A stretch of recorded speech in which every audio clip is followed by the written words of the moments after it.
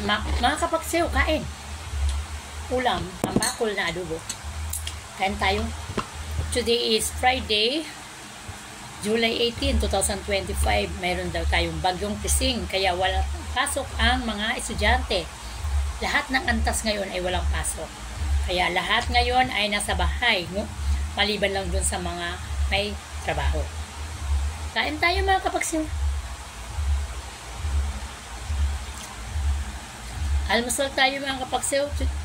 10:45 na ng morning, kaya ngayon lang tayo nag-almusal dahil kaya ng umaga very busy. Kaya ngayon, busy pa rin ang bunganga ko sa kayaw-yaw. May mga sili. Sili. Kain tayo ng sili. Sabi nga nila sili pang aktibo daw to sa dugo. Ayan ang sili. Sarap. Harap. Kain. Shout out sa mga anak ko dyan. Thank you sa inyo. Shout out sa akin tagapagtanggol William Bueno. Nasa Pangasinan ngayon. Kailangan lang talagang mag-ingat. Lalong-lalo pag umulan, huwag kang mag-welding.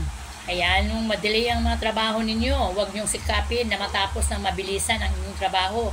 Kapag umulan, iwasan mo talaga dahil mahirap na. Alam nyo naman, walang ang kasama dyan. Nandito kami sa Maynila, nandyan ka, nagtatrabaho, kaya wala tayong magagawa dahil anak buhay nga yan, kailangan mo talaga ang gawin. Kailangan, ang abeso ko lang sa'yo, huwag kang masyadong magmamadali sa trabaho mo. Isipin mo mabuti at ingat ka palagi sa iyong pagtatrabaho, lalong-lalo na kapag may ulan. Kaya, shout out sa'yo and good morning at ingat ka palagi. Thank you and I love you to you. Ang ating tagapagtanggol, William Bueno. Hello, good morning po. Kain tayo ulit. Ayan ang anak ko, nagdadaan sa likod ko. Ayan. Nakasombrero ng kanyang sariling damit. Kain. Ay, wala naman akong oras na mag-shout out sa inyo kung di kakain lang. Pero din sa pagkain, talaga nagsha-shout out ako dahil yun yung vacant time ko. Ang vacant time ko yung kakain lang ako. Diba? Grabe ang hectic talaga ang schedule ng aking oras. Kain. Sinong hindi pa kumain dyan, pwedeng kumain sa akin kung kaya mo pumunta. Libre.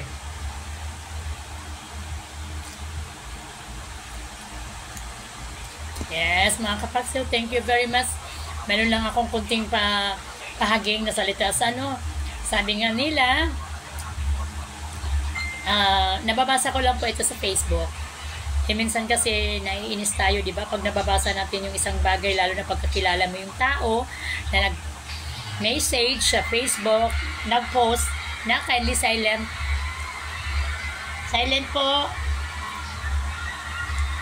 Kaya mga kapaksiw, grabe na babasa natin sa Facebook, minsan naiinis tayo bumasa kasi mayroon tayong mga kakilala na alam naman talagang legit naman talagang hindi nila ginagawa. Hindi nila ginagawa yung mga bagay na yun, pero pagdating ng panahon, kailangan nilang may post. Kaya minsan nakakainis na. Mayroon ako nababasa sa post ng Facebook na kilala ko siya. Nung time na buhay pa yung mahal niya sa buhay, pabayaan lang niya, minumura niya, at hindi niya pinapansin, hindi niya inintindi. May nung namatay, ang dami kong nababasa na mahal niya. Miss na miss niya. Kahit kailan, hindi niya makalimutan habang siya'y nabubuhay. Kaya minsan nag-comment ako na hindi maganda. Kasi nga ayaw ko ng ganyan, plastic yun. Yung mga taong ganun is plastic. Kunwari lang. Alam niyo, ipakita niyo talaga sa mahal niyo sa buhay na mahal mo siya. Huwag niyong sabihin na kapag ang mahal mo sa buhay, saka mo lang sasabihin kapag wala na siya. Diba? Nababasa pa ng lahat, ang lahat ng mga sinasabi mo kasi sinungalingan. Nababasa mo pa lahat ng mga audiences na ang lahat mo makasinungalingan at kaplastikan mo na ginagawa mo na hindi naman totoo. Kaya, sorry hindi ko naman talaga ito sinasadya, pero talagang naiinis ako. Yun talagang ayaw ko sa lahat na hindi mo naman ginagawa pero sinasabi mo. Kaya, thank you very much and good morning sa lahat. Huwag kayong matubili sa aking video, paki-like, share na lang po. Thank you very much. Kibet Kabasa po.